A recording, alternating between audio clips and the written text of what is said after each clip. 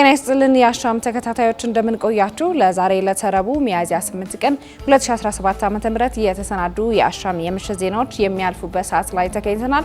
በቅድሚያ ዋና ዋና ርዕሰ ጉዳዮችን እንጠቁማችሁ። የአዲስ አበባ ፖሊስ የስቅለትና የትንሳኤ በዓል በሰላም ተከብሮ እንዲጠናቀቅ ቅድመ ዝግጅቱን አጠናቆ ወደ ስራ መግባቱን ለአሻም ገለጸ። የመገናኛ ብዙሃን አዋጅ ቁጥር 1238/2013 ለማሻሻል የቀረበው ረቂቅ አዋጅን የህዝብ እንደራሴዎች ምክር ቤት በነገው ዕለት ያጸድቀዋል ተብሎ ይጠበቃል።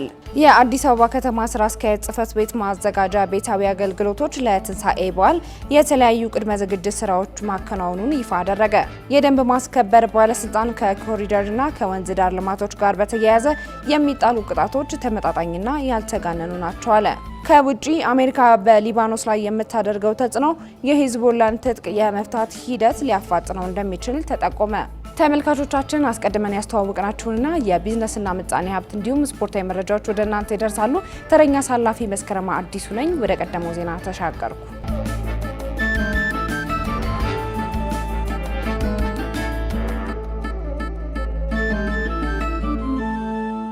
የአዲስ አበባ ፖሊስ የስቅለትና የትንሳኤ በዓል በሰላም ተከብሮ እንዲጠናቀቅ ቅድመ ዝግጅቱን አጠናቆ ወደ ስራ መግባቱን ለአሻም ገለጸ። በመጪዎች ቀናት የሚከበሩት የስቅለትና የትንሳኤ በዓላት ጋር ተያይዞ በበዓላት ወቅት በእምነት ቦታዎችና በገበያ ስፍራዎች ሊፈጠሩ የሚችሉ ስርቆትና ተያያዥ የሆኑ አሉታዊ ድርጊቶችን ለመቆጣጠር በሰው ኃይልና በቴክኖሎጂ በመታገዝ ቅድመ ዝግጅት ማድረጉን ለአሻም የገለጹት የአዲስ አበባ ፖሊስ ህዝብ ግንኙነት ኃላፊ ኮማንደር ማርቆስ ታደሰ ናቸው። መሐመድ ንጉስ አብዱ ተጨማሪ አለው።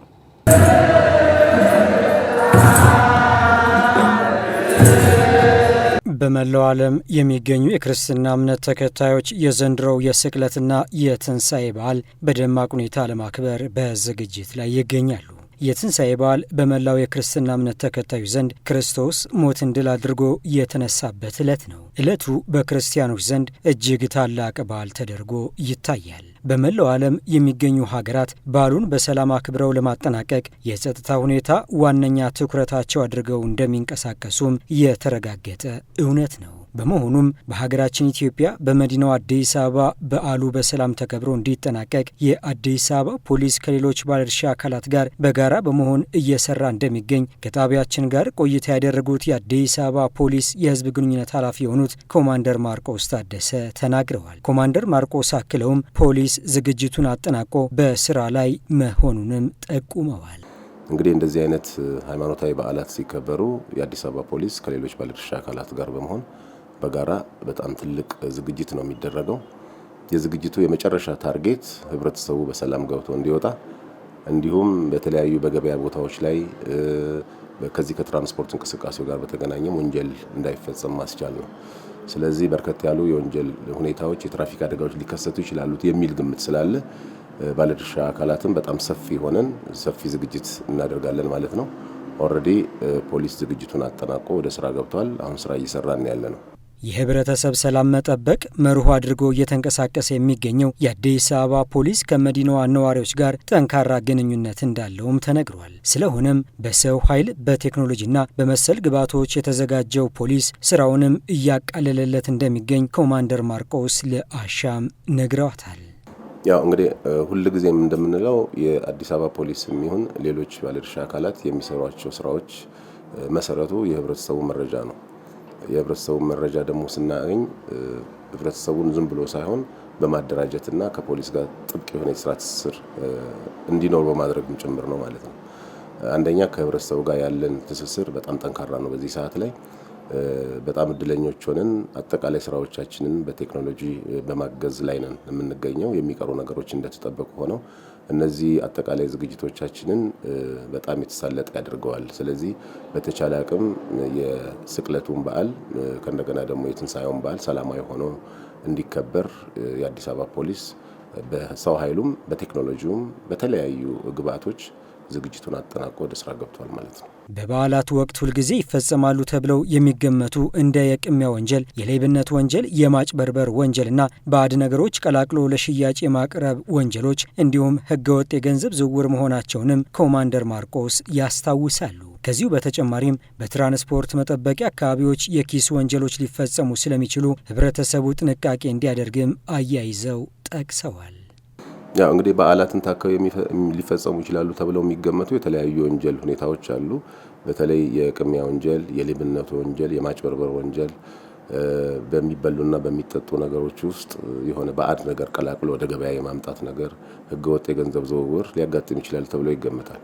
ከዚህም ባሻገር በትራንስፖርት መጠበቂያ ቦታዎች አካባቢ የኪስ ቀበኞችም ይመጣሉ። ስለዚህ ጥንቃቄ መደረግ መቻል አለበት። ወንጀል ፈጻሚዎች ህብረተሰቡ ሲንቀሳቀስ ገንዘብ ይዞ ሊንቀሳቀስ ይችላል የሚል ግምት ስላላቸው በተለይ በትራንስፖርት መጠበቂያ ቦታዎች አካባቢ የኪስ ወንጀል የሚፈጽሙ ግለሰቦች ሊመጡ ስለሚችሉ ጥንቃቄ መደረግ መቻል አለበት። ስለዚህ ይሄን ሁሉ ግምት ውስጥ ያስገባ ሰፊ ዝግጅት ነው የተደረገው። ህብረተሰቡ በሚያከናውናቸው ማንኛውም የግብይት ስነ ስርዓቱ ከህገወጥ የገንዘብ ዝውውር ወንጀል ለመጠበቅ የዲጂታል የግብይት ስርዓት መከተል እንደሚገባው አስገንዝበዋል። በተጨማሪም የትራፊክ ደንብ መተላለፎች እንዳይፈጸሙ ህብረተሰቡ ለትራፊክ ተቆጣጣሪ አካላት ተባባሪ ሊሆን እንደሚገባ ተመላክቷል። አሁን የተለያዩ ባዛሮች አሉ፣ በከተማው ኤግዚቢሽኖችም አሉ ከገበያው ጋር በተገናኘ እነሱ ቦታዎች ላይም ጭምር ከፍተኛ የሆነ ጥንቃቄ መደረግ መቻል አለበት። ሌላው በከብት ገበያዎች አካባቢ እንደሚታወቀው በጣም ከፍተኛ ገንዘብ ነው የሚንቀሳቀሰው እዛ ቦታ ላይ። ስለዚህ ወንጀል ሊፈጸም ይችላል የሚል ግምት ውስጥ በማስገባት እዛም አካባቢ የሚኖረው የጥበቃ ሁኔታ በጣም የተጠናከረ ነው የሚሆነው። ስለዚህ አብዛኛዎቻችን ግብይታችን ቴክኖሎጂውም ስላገዘን ዲጂታል ቢሆን ይመረጣል። በሞባይል ባንኪንግ እና በሌሎችም አማራጮች ግብይታችንን ብናደርግ አንደኛ ወንጀል እንዳይፈጸምብን የመከላከል ስራው ነው። በሌላም ማግባብ ደግሞ የፖሊስን ስራ ማገዝ ነው። ስለዚህ ማህበረሰቡ ይህን ግምት ውስጥ በማስገባት ዲጂታል የሆኑ የግብይት ስርዓቶችን መከተል ይኖርበታል የሚል አንድ እንደ ምክር የምንገልጸው ነገር አለ። ከዚህ ባሻገር ከትራፊክ እንቅስቃሴው ጋር በተገናኘ በጣም የትራፊክ ፖሊስ አባሎቻችን ራስ ምታት የሚሆነው በበዓል ሰሞን አካባቢ የሚኖሩ ደንብ መተላለፎች ናቸው። እነዚህ ደንብ መተላለፎች እንግዲህ የመጨረሻ ውጤታቸው ይታወቃል። ህይወት ማጥፋት ነው፣ የአካል ጉዳት ማድረስ ነው፣ በንብረት ላይ ጉዳት ማድረስ ነው።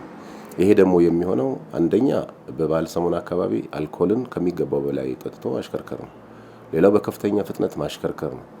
ከክልል ከተሞች ወደ አዲስ አበባ የሚመጡ አንዳንድ አሽከርካሪዎች አስቀድመው ፕላን ስለማያደርጉ የችኮላ ቶሎ በዓሉን ከቤተሰቤ ጋር እውላለሁ በሚል መሀል ላይ መንገድ ላይ የመቅረት ሁኔታም ያጋጥማል። ይሄ ካለፉት የበዓል ዝግጅቶቻችን ያየናቸው ችግሮች ስለሆኑ ይሄ ችግር እንዳይደገም ከፍተኛ ጥንቃቄ መደረግ መቻል አለበት። የትራፊክ ፖሊስ አባሎቻችን በተለያዩ ቦታዎች ላይ የማስተናበር ስራ ይሰራሉ። ስለዚህ ተባባሪ መሆን ይገባል። ትራፊክ ፖሊስ አባሉ መስመር ላይ የሚቆመው እሱ ግለሰቡ ወይም አሽከርካሪው በሰላም ገብቶ እንዲወጣ ነው። ሌላ ታሪክ የለውም። ስለዚህ ለትራፊክ ፖሊስ አባሎቻችን ትዕዛዝ ተባባሪ መሆን ይገባል ማለት ነው። በተቻለ አቅም ምልክትና ማመልከቻዎችን የማክበር ሁኔታም በጣም መሰረታዊ ነገር ነውና ይሄን በማድረግ አሽከርካሪው ተባባሪ መሆን መቻል አለባቸው። ወንጀል ፈጻሚዎች ወንጀልን ለመፈጸም ቅድሚያ ሲያስቡ የሚደበቁት በማህበረሰቡ ውስጥ ስለሆነ ህብረተሰቡ በንቃት አካባቢው እንዲመለከትና አጠራጣሪ ነገሮች ሲኖሩ ለማንኛውም ፖሊስ አካላት ጥቆማ ሊሰጡ እንደሚገባም የአዲስ አበባ ፖሊስ የህዝብ ግንኙነት ኃላፊ ኮማንደር ማርቆስ ታደሰ ከአሻም ጋር በነበራቸው ቆይታ መልእክታቸውን ከእንኳን አደረሳችሁ ጋር አያይዘው አስተላልፈዋል። የመገናኛ ብዙሃን አዋጅ ቁጥር 1238 ህዝባር 2013ን ለማሻሻል የቀረበው ረቂቅ አዋጅን የህዝብ እንደራሴዎች ምክር ቤት በነገው ዕለት ያጸድቀዋል ተብሎ ይጠበቃል። ስድስተኛው የህዝብ ተወካዮች ምክር ቤት 4ኛ ዓመት የስራ ዘመን 25ኛ መደበኛ ስብሰባውን በነገው ዕለት በዴሞክራሲ ጉዳዮች ቋሚ ኮሚቴ በሚቀርብ ሪፖርትና የውሳኔ ሀሳብ ለህዝብ እንደራሴዎች ምክር ቤት ያቀርባል ተብሎ እንደሚገመት አሻም የምክር ቤት አባላት ካደረሷት ሰነድ ተመልክታለች። ኃይለ ገብርኤል ታደሰ በጉዳዩ ላይ ተጨማሪ ያለው የህዝብ እንደራሴዎች ምክር ቤት በአራተኛ ዓመት የሥራ ዘመኑ ጥቅምት 19 ቀን 2017 ዓ.ም ባካሄደው ሁለተኛ መደበኛ ስብሰባ የመገናኛ ብዙሃን ማሻሻያ ረቂቅ አዋጅን በተመለከተ የቀረበ ረቂቅ አዋጅ ቁጥር 10/2017 የመጀመሪያ ንባብ ካካሄደ በኋላ ረቂቅ አዋጁን ለዝርዝር እይታ ለዲሞክራሲ ጉዳዮች ቋሚ ኮሚቴ መምራቱ ይታወሳል። በዚሁ መሰረት ቋሚ ኮሚቴው በምክር ቤቱ የአሰራርና የአባላት ስነ ምግባር ደንብ ቁጥር 6/2008 እንደተሻሻለው አንቀጽ 163 ንዑስ አንቀጽ 1 ሀ እና አንቀጽ 172 ንዑስ አንቀጽ 2 መሰረት ሪፖርትና የውሳኔ የውሳኔ ሀሳቡን ያቀርባል። ቋሚ ኮሚቴው በረቂቅ አዋጁ ላይ ዝርዝር ውይይት በማድረግ ለአስረጂዎች መቅረብ የሚገባቸውን ጥያቄዎችና አስተያየቶች ከቋሚ ኮሚቴው አባላትና ከምክር ቤቱ የህግ ባለሙያዎች ጋር በጋራ ለይቷል። የምክር ቤት አባላት ከቋሚ ኮሚቴው አባላትና ከምክር ቤቱ የህግ ባለሙያዎች በቀረቡ ጥያቄዎችና አስተያየቶች ላይ ውይይት ማድረጉን ገልጸዋል። በተጨማሪም ረቂቅ አዋጁን በሚመለከት በተካሄደው ህዝባዊ ይፋዊ ውይይት ላይ ከኢትዮጵያ ሰብአዊ መብቶች ኮሚሽን፣ ከኢትዮጵያ ህዝብ እንባ ጠባቂ ተቋም፣ ከኢትዮጵያ ፕሬስ ድርጅት፣ ከኢትዮጵያ ዜና አገልግሎት፣ ከኢትዮጵያ ብሮድካስቲንግ ኮርፖሬሽን፣ ከኢትዮጵያ መገናኛ ብዙኃን ምክር ቤት፣ ከኢትዮጵያ ኮሚኒኬሽን ባለስልጣን፣ ከኢትዮጵያ አርታያን ማህበር፣ ከኢትዮጵያ ህግ ባለሙያዎች ማህበር፣ ከኢትዮጵያ መገናኛ ብዙኃን ሴቶች ማህበር፣ ከሚዛን የምድሩ ጋዜጠኞች ሙያተኞች ማህበር፣ ከኢትዮጵያ ሚዲያ ካውንስል፣ ከህግ ባለሙያዎች ለሰብአዊ መብቶች፣ ከኢትዮጵያ ሰብአዊ መብቶች ድርጅቶች ህብረት፣ ከትምራን፣ ከመገናኛ ብዙኃን አዋጅ የስራ ቡድን አባል፣ ከኢትዮጵያ ኦንላይን ሚዲያ አሶሲዬሽን፣ ከኢንተርናሽናል ሚዲያ ሳፖርት ኢትዮጵያ እንዲሁም ሌሎች የሚመለከታቸው የፌዴራል መንግስት መስሪያ ቤቶችና የሚመለከታቸው የክልል ሚዲያ ኃላፊዎች በአካል ተገኝተው እንዲወያዩ በደብዳቤ የተጠሩ ሲሆን ሌሎች ተቋማትና የህብረተሰብ ክፍሎችን በአካል በመገኘት እንዲሳተፉ፣ በአካል መገኘት ያልቻሉ ደግሞ በስልክ በኢሜይልና በምክር ቤቱ ድህረ ገጽ ጥያቄዎቻቸውንና አስተያየቶቻቸውን እንዲልኩ ጥሪ እንዲተላለፍ ተደርጎ ከተገኙት የተለያዩ የባለድርሻ አካላት ጋር በረቂቅ አዋጁ ላይ ሰፊ ህዝባዊ ውይይት መድረክ መካሄዱን ገልጾ በመድረኩ ለተነሱ ጥያቄዎችና አስተያየቶች ከኢትዮጵያ መገናኛ ብዙኃን ባለስልጣን የተገኙ የስራ ኃላፊዎች መልስና ማብራሪያ መስጠታቸውን ገልጸዋል። በቋሚ ኮሚቴው ተለይተው ተጨማሪ ማሻሻያና ማብራሪያ በሚፈልጉ ጉዳዮች ላይ ከፍትህ ሚኒስቴር፣ ከፌዴራል ፖሊስ ኮሚሽንና ከኢትዮጵያ መገናኛ ብዙኃን ምክር ቤት ስራ አስፈጻሚዎች፣ ከኢትዮጵያ ኮሚኒኬሽን ባለስልጣን ከመጡ የስራ ኃላፊዎችና ባለሙያዎች ጋር ተጨማሪ የውይይት መድረክ ተዘጋጅቷል። በውይይት መድረኩ ከኢትዮጵያ መገናኛ ብዙኃን ባለስልጣን የተገኙ የስራ ኃላፊዎችና ባለሙያዎች ማብራሪያ ሰጥተዋል ተብሏል። በዚህ ሂደትም ቋሚ ኮሚቴው የተለያዩ ዋና ዋና ጭብጦች ያላቸውን ዘርዝሯል። እነዚህም በስራ ላይ ያለ የመገናኛ ብዙኃን አዋጅ በባለስልጣኑ ተግባራትና ኃላፊነት እንዲሁም የዕለት ተዕለት ስራዎች አፈጻጸም ላይ ክፍተት የፈጠረ የስራ አመራር ቦርድ አደረጃጀት የአዋጁን ዓላማ ተግባራዊ ከማድረግ አንጻር የአፈጻጸም ችግር የሚፈጥር በመሆኑ ይህንን ሊቀርፍ የሚያስችል የህግ ማዕቀፍ መዘርጋት አስፈላጊ ሆኖ መገኘቱ፣ የመገናኛ ብዙኃን አዋጅ ተግባራዊ የሆነ ቢሆንም ከመገናኛ ብዙኃን የቁጥጥር ስልጣንና ተግባር አኳያ ሲመዘን በርካታ ክፍተቶች ያሉበት መሆኑ፣ አዋጁ ሚዲያዎችን ጥብቅ የሆነ የኤዲቶሪያል ፖሊሲ አውጥተው ተግባራዊ እንዲያደርጉ ስለማያስገድዳቸው የሚዲያ ነጻነትና የህግ ተጠያቂነት ሚዛናቸውን ጠብቀው እንዲሄዱ ያላደረገ በመሆኑ ማጣጣም አስፈላጊ በመሆኑ እንዲሁም በሚዲያ ዘርፍ ውስጥ ያሉ ክፍተቶችን በማስተካከል መገናኛ ብዙኃንን በአግባቡ ማስተዳደርና መቆጣጠር እንዲቻል የመገናኛ ብዙኃን አዋጅ ቁጥር 1238/2013ን ማሻሻል አስፈላጊ ሆኖ መገኘቱን የሚሉት ነጥቦች ናቸው ብለዋል። በዚህም መሰረት ቋሚ ኮሚቴው በውሳኔ ሀሳብነት መገናኛ ብዙኃን ለዲሞክራሲ ባህል ግንባታ የማይተካ ከፍተኛ ሚና ያላቸው በመሆኑ እንዲጠናከሩ፣ ተወዳዳሪና ተደማጭ ሆኖ እንዲቀጥሉ ማድረግ እንዲሁም ዘመኑ ካመጣቸው አዳዲስ ክስተቶች ጋር ተጣጥመው በቴክኖሎጂ እየዘመኑ እንዲሄዱ ማድረግ የሚገባ በመሆኑ ሀሳብን በነጻነት የመግለጽ መብት በህገ መንግስቱ ላይ ከተደነገጉ መሰረታዊ መብቶች ውስጥ አንዱ በመሆኑ ጥበቃ የሚያስፈልገው መብት መሆኑን፣ ነገር ግን የሀሳብ ነጻነት ባልተገባ መንገድ ሲገለጽና ከህግ ውጭ ሲሆን ደግሞ ተጠያቂነት ማስፈን የሚገባ በመሆኑ እዚህ አኳያ ሲታይ አሁን በስራ ላይ ያለ የመገናኛ ብዙኃን አዋጅ ቁጥር 1238/2013 እጅግ የተሻለና ዘመናዊ የሆነ ህግ ነው ሊባል የሚችል ሲሆን በአፈጻጸም ረገድ ግን ጎልቶ የታዩ የአደረጃጀት የቁጥጥር መላላትና ከአስተዳደር ጋር የተያያዙ ክፍተቶች ያሉበት በመሆኑ ማሻሻያ ማድረግ የሚገባ መሆኑን የባለስልጣኑ የዕለት ተዕለት ስራዎች አፈጻጸም፣ የቦርድ አሰያየም፣ የቁጥጥርና ተጠያቂነት ስርዓት ጋር ክፍተቶች ያሉበት መሆኑን ቋሚ ኮሚቴው ረቂቅ አዋጁን በመረመረበት ወቅት ግንዛቤ ወስዷል ብሏል። በመሆኑም ቋሚ ኮሚቴው ረቂቅ አዋጁን በሙሉ ድምጽ የተቀበለው ስለሆነ ምክር ቤቱ እንዲያጸድቀው እንደሚቀርብ ይጠበቃል። በነገው ዕለትም የኢትዮጵያ ፌዴራላዊ ዲሞክራሲያዊ ሪፐብሊክ የህዝብ እንደራሴዎች ምክር ቤት 4ኛ ዓመት የስራ ዘመን 25ኛ መደበኛ ስብሰባውን የመገናኛ ብዙኃን አዋጅ ቁጥር 1238/2013ን ለማሻሻል የቀረበውን ረቂቅ አዋጅን አስመልክቶ የዲሞክራሲ ጉዳዮች ቋሚ ኮሚቴ ያቀረበውን ሪፖርትና የውሳኔ ሀሳብ መርምሮ አዋጁን እንደሚያጸድቅ ይጠበቃል። የአዲስ አበባ ከተማ ስራ አስኪያጅ ጽህፈት ቤት ማዘጋጃ ቤታዊ አገልግሎቶች ለትንሳኤ በዓል የተለያዩ ቅድመ ዝግጅት ስራዎችን ማከናወኑን ይፋ አደረገ። ሚያዝያ 12 ቀን 2017 ዓ.ም የሚከበረውን የትንሳኤ በዓል አስመልክቶ ተደረጉ በተባሉ ቅድመ ዝግጅቶች ዙሪያ የአዲስ አበባ እሳትና አደጋ ስጋት ስራ አመራር ኮሚሽን፣ የአዲስ አበባ ጽዳት አስተዳደር ኤጀንሲ፣ የአዲስ አበባ ኤሌክትሪክ አገልግሎት በዛሬው ዕለት የአዲስ አበባ እሳትና አደጋ ስጋት ስራ አመራር ኮሚሽን ግቢ ለመገናኛ ብዙኃን በጋራ በሰጡት መግለጫ አስታውቀዋል። ፍራውል ኃይሉ መግለጫውን ተከታትለዋለች፣ እንደሚከተለው ታቀርበዋለች። የአዲስ አበባ ከተማ ስራ አስኪያጅ ጽህፈት ቤት ማዘጋጃ ቤታዊ አገልግሎቶች የትንሳኤ በዓልን በተመለከተ የተደረጉ ቅድመ ዝግጅቶችን አስመልክቶ ለመገናኛ ብዙኃን በዛሬው ዕለት መግለጫ ሰጥቷል። ከፊታችን ሚያዝያ 12 ቀን 2017 ዓ.ም የሚከበረውን የትንሳኤ በዓል በተመለከተ የተደረጉ የቅድመ ዝግጅቶች የአዲስ አበባ እሳትና አደጋ ስራ አመራር ኮሚሽን፣ የአዲስ አበባ ጽዳት አስተዳደር ኤጀንሲና የአዲስ አበባ ኤሌክትሪክ አገልግሎት በጋራ በሰጡት መግለጫ ይፋ አድርገዋል። ከተማ አስተዳደሩ በማዘ ማዘጋጃ ቤታዊ አገልግሎት የህዝብ በዓልና በአደባባይ የሚከበሩ በዓላትን በሰላም እንዲከበሩ የተለያዩ ስራዎችን ከማከናወን ባለፈ ህዝብና ሰው ተኮር ተግባራት እያከናወነ እንደሚገኝም በቢሮ የኃላፊ ማዕረግ የአዲስ አበባ ከተማ አስተዳደር ምክትል ዋና ስራ አስፈጻሚ ተፈራ ሞላ ተናግረዋል። ከተማ አስተዳደሩ በማዘጋጃ ቤታዊ አገልግሎቶች ህዝባችን የረካ ህዝባችን በበዓላት ወቅት ከስጋት ነፃ በሆነ መልኩ ማክበር እንዲችል እና ህዝብ ተኮርና ሰው ተኮር አገልግሎቶቻችን መገለጫችን ስለሆነ በዚህ ታሳቢ በማድረግ ሁሉ ጊዜም ቤት ውስጥም ከቤት ውጪ በአደባባይ ለሚከበሩ በዓላት በእነዚህ አገልግሎት አሰጣጥ ዙሪያ ላይ ዝግጅት አድርገን በቂ ክትትልና ድጋፍ ፕላትፎርም ዘርግተን ተግባራዊ እያደረግን እንገኛለን። የአዲስ አበባ እሳትና አደጋ ስራ አመራር ኮሚሽን ከትንሳኤ በዓል ጋር ተያይዞ የሚከሰቱ አደጋዎችን ለመከላከል የቅድመ ግንዛቤ ማስጨበጫ ስራዎችን መስራቱን የአዲስ አበባ እሳትና አደጋ ስራ አመራር ኮሚሽን ዋና ኮሚሽነር አህመድ መሐመድ ገልጸዋል። ኮሚሽነሩ አያይዘውም ከበዓላት ጋር ተያይዞ ከምግብ ዝግጅትና ሌሎች ስራዎችን ለማከናወን በከፍተኛ ሁኔታ የኤሌክትሪክ ኃይል የመጠቀም ሁኔታ በመኖሩ ከፍተኛ ጥንቃቄ ሊደረግ ይገባል ብለዋል። ኮሚሽነሩ አክለውም ለተጨማሪ ኃይል በሚል የከሰል ግብዓት የሚጠቀምበት ሁኔታ መኖሩን አንስተው ለዚህም ከፍተኛ ጥንቃቄ ሊደረግ ይገባል ብለዋል። መብራቱን በምንጠቀምበት ጊዜ ስራዎቻችንን በቅደም ተከተል እንጂ በአንድ ጊዜ ሁሉንም መብራቶች ለኩሰን መጠቀም የለብንም ማለት ነው።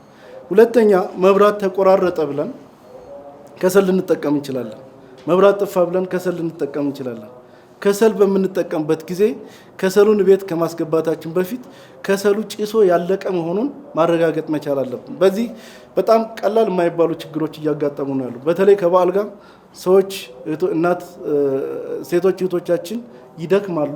ከደከሙ በኋላ መብራት ሲጠፋ ቶሎ ብለው ከሰል አያይዘው ወደ ስራው ነው የሚገቡት። ግን ከሰሉ የሚያደርሰው ጭስ እጅግ በጣም ጉዳት ያደርሳል ማለት ነው ከበዓል ጋር። ስለዚህ የከሰል አጠቃቀማችን ላይ ጥንቃቄ ልናደርግ ይገባል ማለት ነው። ኮሚሽኑ በተጨማሪም በዓሉን በማስመልከት የሰው ኃይልና በሎጂስቲክ ዘርፍ ዝግጅት ማካሄዱን አንስተው በዚህም በበዓል ወቅት የሚያጋጥሙ አደጋዎችን ለመከላከል የሚያስችል ለባለሙያ የ20 ቀናት ስልጠና መስጠቱንም ጠቁመዋል። 20 ቀን ከዚህ በፊት ለ20 ቀን ሁሉም ሰራተኞቻችን ሽፍት በማጠፍ ለ20 ቀን የተለያዩ ስልጠናዎችን ሲሰለጥኑ ቆይተዋል።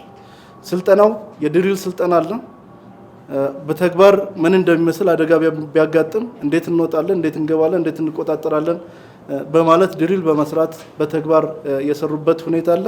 የአካል ብቃት ስልጠና የሰለጠኑበት አለ። የሚሰሩ የአደጋ ስራዎች ጉልበት ጥንካሬ ስለሚፈልጉ ከዛ ጋር ተያይዞ ሰፊ የሆነ የአካል ብቃት ስልጠና የተሰለጠነበት ሁኔታ አለ። በበዓል ወቅት የሚስተዋለው መጠጥ ጠጥቶ ከማሽከርከር ጋር ተያይዞ አሽከርካሪዎች ከፍተኛ ጥንቃቄ ሊያደርጉ እንደሚገባም መልእክታቸውን አስተላልፈዋል። የአዲስ አበባ ጽዳት አስተዳደር ኤጀንሲ ዋና ዳይሬክተር ዶክተር እሸቱ ለማ በዓላትን አስመልክቶ የሚፈጸሙ እርዶችን ተከትሎ የሚወጡ ተረፈ ምርቶች አካባቢን እንዳይበክሉ ግብረ ኃይል አቋቁሞ ቆሻሻ ለማስወገድ እየሰራ መሆኑንም ገልጸዋል። በተለይ ከበዓል ጋር ተያይዞ ከፍተኛ የሆነ እርድ ይከናወናል። ከዛ ጋር ተያይዞ ተረፈ ምርቶች ይኖራሉ። ስንበላም ሊሆን ይችላል፣ ስንንቀሳቀስ በርካታ ቆሻሾች ሊመረቱ ይችላሉ። ከዚህ ጋር ተያይዞ እነዚህ ቆሻሻዎችን በአግባቡ መሰብሰብና ማስወገድ በጣም አስፈላጊ ስለሆነ ለዚህ የሚመች መዋቅር፣ ለዚህ የሚመች ግብአቶችም ጭምር አዘጋጅተናል። በበዓሉ ወቅትም የኤሌክትሪክ ኃይል መቆራረጥ እንዳይከሰት የተለያየ ተግባራት መከናወኑን የአዲስ አበባ ሪጅን አስተባባሪ ቢሮ ምክትል ስራ አስፈጻሚ ዲሳ ካሳ ተናግረው ደንበኞች በዓሉን ያለምንም የኃይል መቆራረጥ እንዲያሳልፉ ተሰርቷልም ብለዋል። ተጽዕኖ እያመጡ ያሉት መስመሮች ላይ ሰፊ ስራዎች እየተሰሩ ቆይተዋል ማለት ነው። ከነዚህ ስራዎች መካከል እንግዲህ መስመሮቻችን የሚያልፉበት ቦታ የክሊራንስ ችግር አለባቸው። መስመሮቻችን በተለይ ከዛፍ ጋራ በጣም ተጠጋግቶ የሚሄዱ ከቤቶች ጋራ እንደዛም ከሌሎች ህንጻዎች ጋራ በጣም የሚጠጋጉበት ቦታ ላይ መስመራችን በእርግጥ ሌላ ኮሪደር ካላገኘ መስመራችን ቦታ ላይ እንዲቆይ ለማድረግ ዛፎችን የመቁረጥ ሌሎችም ከዛ ውስጥ መስመራችን ክሊር አድርገን የክሊራንስ ኢሹ እንዳይኖረው ለማድረግ ተሞክሯል ማለት ነው። አክለውም ካርድ በመሙላት የሚጠቀሙ የኤሌክትሪክ ኃይል ተጠቃሚዎች ከበዓሉ ቀደም ብለው በመሙላት በወቅቱ የሚፈጠረው መጨናነቅና የኃይል መቆራረጥ ከወዲሁ እንዲከላከሉ ጥሪ አስተላልፈዋል። በመጨረሻም የሁሉም ተቋማት የስራ ኃላፊዎች ለመላው የክርስትና እምነት ተከታዮች የእንኳን አደረሳችሁ መልእክታቸውን አስተላልፈዋል። የደንብ ማስከበር ከኮሪደርና ከወንዝ ዳር ልማቶች ጋር በተያያዘ የሚጣሉ ቅጣቶች ተመጣጣኝና ያልተጋነኑ ናቸው አለ። የአዲስ አበባ ከተማ አስተዳደር ደንብ ማስከበር ባለስልጣን ይህን ያለው የ2017 በጀት ዓመት የ9 ወራት እቅድ አፈጻጸሙን የክፍለ ከተማና የወረዳ አመራሮች በተገኙበት በዛሬው ዕለት በገመገመበት መድረክ መሆኑን አሻም በታደመችበት ሰምታለች። ባለስልጣን መስሪያ ቤቱ ማህበረሰቡ ለመጪው የፋሲካ በዓል የተረጋጋ የግብይት ስርዓት እንዲያከናውን ቅድመ ዝግጅት ማጠናቀቁንም አስታውቋል። አዲስ እንግዳ ሰው ተጨማሪ አላት። የአዲስ አበባ ከተማ አስተዳደር ደንብ ማስከበር ባለስልጣን የ2017 በጀት ዓመት የ9 ወራት እቅድ አፈጻጸሙን በዛሬው ዕለት ይፋ ማድረጉን አሻም በታደመችበት ተመልክታለች። ባለስልጣን መስሪያ ቤቱ ከቅድመ መከላከልና ግንዛቤ ከመፍጠር ብሎም ቁጥጥርና እርምጃ ከመውሰድ አንጻር በርካታ ስራዎች መስራቱን የተናገሩት የአዲስ አበባ ከተማ ደንብ ማስከበር ባለስልጣን ዋና ስራ አስኪያጅ ዘሪሁን ተፈራ በተለይም በከተማዋ ያለውን የጸጥታና የተጀመሩ የልማት ስራዎች ከአጋር የጸጥታ አካላት ጋር በመሆን በመስራት ላይ መሆኑን አስታውቀዋል። የደንብ ማስከበር ባለስልጣኑ ባለፉት 9 ወራት ከሰራቸው ስራዎች መካከል በሆነው ተቋሙን የማደራጀትና የሰው ኃይሉን የማጠናከር ስራ ከአዲስ አበባ ወጣቶች የተውጣጡ ከ2000 በላይ የሚሆኑ ከተለያዩ ዩኒቨርሲቲዎች ተመርቀው የወጡ ወጣቶች በኢትዮጵያ ፌዴራል ዩኒቨርሲቲ በማሰልጠን ላይ እንደሚገኝ ተናግረዋል። የአዲስ አበባ ከተማ ደንብ ማስከበር ባለስልጣን በከተማዋ በተሰሩና እየተሰሩ ባሉ ፕሮጀክቶች ላይ አላግባብ ተጠቅማቸዋል በሚልና በሌሎች የደንብ መተላለፍ ሲል በጠራቸው ምክንያቶች የተላለፉ ቅጣቶችን ተከትሎ በማህበረሰቡ ዘንድ የሚነሱ ቅሬታዎች መኖራቸውን ተከትሎ ተመጣጣኝነታቸውን በሚመለከት ለቀረበላቸው ጥያቄ የባለስልጣኑ ዋና ስራ አስኪያጅ ዘሪሁን ተፈራ ምላሽ ሰጥተዋል። ብዙውን ጊዜ ግንዛቤ እየተሰጠ ነው። አይታችሁ ከሆነ በሳይክል ወይ ላይ የሚሄድ ሰው በሳይክል ላይ እንዳይሄድ በተለይ በእግረኛው መንገድ ላይ እንዲሄድ የተደረገበት የተሽከርካሪ መንገድ የእግረኛ መንገድ ለይቶ እንዲሄዱ የተደረጉበት በሳሮች ላይ በፋውንቴሽኖች አካባቢ ቆሻሻ እንዳይጣል የተደረገበት በርካታ ስልጠናዎች ተሰጥተዋል። በጣም በርካታ ማለት ነው። እንግዲህ ቀጥሎ የህግ የማስከበር ስራ ነው። ይህንም በተመለከተ ቅጣቱ ይህን ያህል የጎላም እና በጣም የከፋም አይደለም። የቅጣት ደረጃዎች አሉ። ገንዘብ የሚቀጣ ይቀጣል። ገንዘብ የማይቀጣ በስር ይለወጥለታል። በስር የማይቀጣ ደግሞ የአጭር የሆነ የሰውነት ማሟሟቂያ ቅጣቶችን የሚቀጣል አይታችሁ ይሆናል ብዬ ገምታለሁ። ኦፊሰሮቻችን እርምጃ በሚወስዱበት ሰዓት ህጎችና ደንቦች ሲወጡ የህዝብን መብት የማስጠበቅ ዓላማን ይዘው ነው ያሉት ኃላፊው በከተማ ውስጥ የእንስሳት ዝውውር የማይፈቀድ መሆኑን ማህበረሰቡ ሊያውቅ ይገባል ብሏል። ተቋሙ ባለፉት 9 ወራት የአቅመ ደካማ እናቶችን ቤት ማደስ፣ የማዕድ ማጋራትና የህጻናትን የመንከባከብ የማህበራዊ ኃላፊነት የመወጣት ስራ ሰርቻለሁ ሲል ለእነዚህ ተግባራት ከ17 ሚሊዮን ብር በላይ ወጪ አድርጌያለሁም ብሏል። ኃላፊው በእነዚህ ጊዜያት ውስጥ የወጡ ደንቦች መኖራቸውን በመግለጽ ለአብነትም ወንዞች ጽዱና ጤናማ እንዲሆኑ ለማስቻል ታስቦ የተዘጋጀው ደንብ ቁጥር 181 አንዱ መሆኑንና ወደ ተግባር መገባቱን ተናግሯል። ደንቡን ተላልፈው በተገኙ ተቋማትና ዜጎች ላይም የተወሰዱ እርምጃዎችን አስመልክቶ የሚከተለውን አብራርተዋል። ሰው ግንዛቤውን ተቀብሎ ስልጠናውን ሀሳቡን ተቀብሎ ወደ ተግባር የመቀየር ላይ ችግር ነው። ይህን ችግር ደግሞ የምናስተካክለው ህግን በማስከበር ነው ማለት ነው። ስለዚህ ህግን በማስከበር በርካታ ርቀቶችን ሄደናል። እንግዲህ በተለይ ከፋብሪካዎች ከትላልቅ የመንግስትም ሆነ የግል ተቋሞች ከሆስፒታሎች የሚወጡ ፍሳሾች በመጀመሪያ ደረጃ በላቦራቶሪ ነው ፍሳሹ ናሙና ይወሰዳል። ናሙና ከተወሰደ በኋላ በላቦራቶሪ ይረጋገጣል። አደገኝነቱ ተረጋግጦ እንደ አደጋው መጠን በደንቡ ላይ የተቀመጠ የብር መቀጮ ስላለ በዛ መሰረት ይቀጣል ማለት ነው። እስካሁን በጣም ሰፊ የሆነ ለውጥ ይሄንበት ወንዞቻችን እየታከሙ የመጡበት ቢያንስ በዚህ ያገኘነው ውጤት ወደ 2850 በላይ ወደ ወንዙ የሚገቡ ከግለሰብ ከተቋም ከመንግስት ተቋም የሚፈሱ ፍሳሾች ቆመዋል በአሁኑ ሰዓት። በደንብ ማስከበሩ ወደ ተግባር ለመግባት እንቅስቃሴ የተጀመረበት ሌላኛው የጎዳና ላይ ነጋዴዎች ደንብ ቁጥር 184ን በሚመለከት ዜጎችን ተጠቃሚ ስለማድረጉ ግምገማ ተደርጓል ወይ በሚል ለቀረበላቸው ጥያቄ ኃላፊው ተከታዩን ምላሽ ሰጥተዋል። እንግዲህ በኢመደበኛ ነጋዴዎች በተለይ በጎዳና ላይ የሚነግዱ ነጋዴዎች ካፒታላቸው እስከ 200 ሺህ የሚደርስ ነጋዴዎች በተለይ ከሚሰሩት ስራና ከሚሰጡት አገልግሎት በሰዓት ተከፋፍሎ ቦታም ተለይቶ እንዲሰጣቸው የተሰጠ አቅጣጫ አለ። በዚህ ደረጃ እየተከደበት ነው። በአጭር ጊዜ ውስጥ ቦታ እየተለየ ነው፣ ሰዎች እየተለዩ ነው፣ በዚህ በመደበኛ አደረጃጀት የሚሰሩ።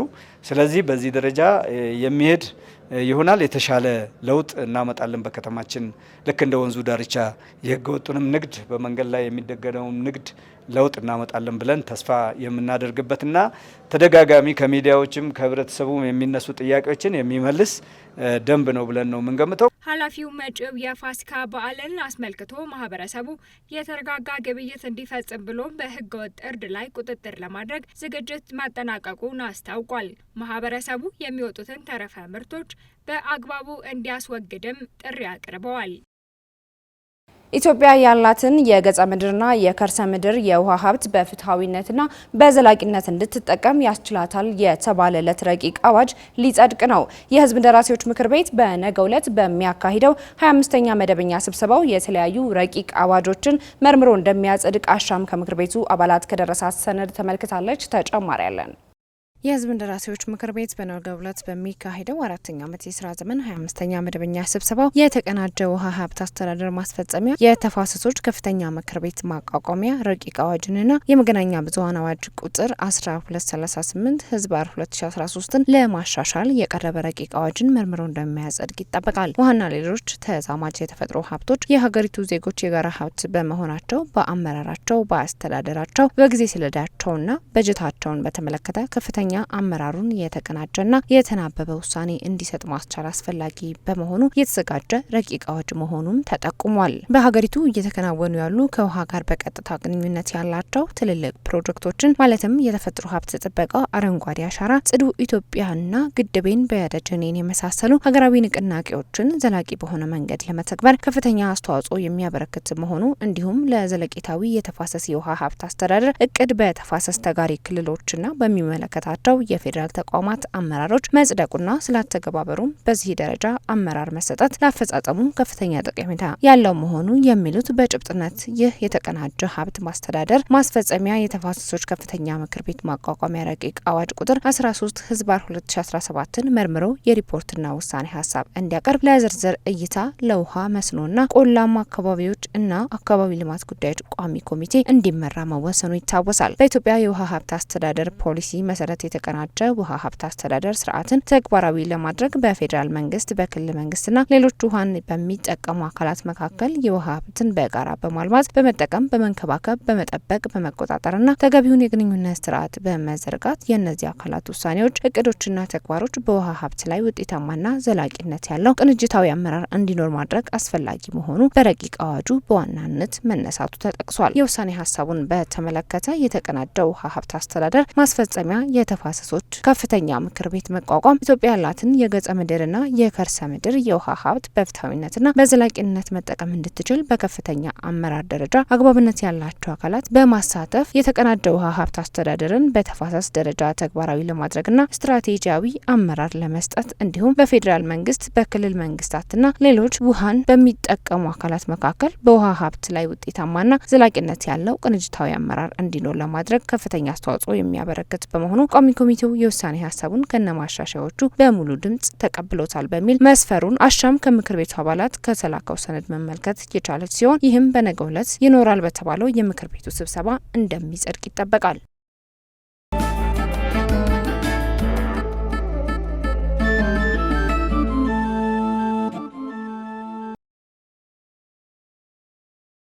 ተመልካቾቻችን ዜናዎቻችንን ከማጠናቀቃችን በፊት ዋና ዋና ርዕሰ ጉዳዮችን ደግመን ጠቁማችሁ የአዲስ አበባ ፖሊስ የስቅለትና የትንሳኤ በዓል በሰላም ተከብሮ እንዲጠናቀቅ ቅድመ ዝግጅቱን አጠናቆ ወደ ስራ መግባቱን ለአሻም ገለጸ። የመገናኛ ብዙኃን አዋጅ ቁጥር 1238 ህዝባር 2013 ለማሻሻል የቀረበው ረቂቅ አዋጅን የህዝብ እንደራሴዎች ምክር ቤት በነገው ዕለት ያጸድቀዋል ተብሎ ይጠበቃል። የአዲስ አበባ ከተማ ስራ አስኪያጅ ጽህፈት ቤት ማዘጋጃ ቤታዊ አገልግሎቶች ለትንሳኤ በዓል የተለያዩ ቅድመ ዝግጅት ስራዎች ማከናወኑን ይፋ አደረገ። የደንብ ማስከበር ባለስልጣን ከኮሪደርና ከወንዝ ዳር ልማቶች ጋር በተያያዘ የሚጣሉ ቅጣቶች ተመጣጣኝና ያልተጋነኑ ናቸው አለ። ከውጪ አሜሪካ በሊባኖስ ላይ የምታደርገው ተጽዕኖ የሂዝቦላን ትጥቅ የመፍታት ሂደት ሊያፋጥነው እንደሚችል ተጠቆመ። ለዛሬ ለተረቡ ሚያዝያ 8 ቀን 2017 ዓ.ም የተሰናዱ የአሻም የምሽት ዜናዎቻችን በዚሁ ተጠናቀዋል። ተረኛ አሳላፊ መስከረም አዲሱ አብሬያችሁ ቆይታ አደረኩኝ። ውድ ተመልካቾቻችን ከአሻም ቴሌቪዥን የሚተላለፉ አዳዲስና ወቅታዊ መረጃዎችን ለማግኘት የተለያዩ ማህበራዊ ድረገጾቻችንን ማለትም ፌስቡክ፣ ቴሌግራም፣ ዩቲዩብ እንዲሁም ቲክቶክ ማህበራዊ ድረገጾቻችንን ሰብስክራይብ፣ ፎሎ እና ላይክ በማድረግ እንደምታገኙ መጠቆም እንወዳለን። አሻም ለሁላችን!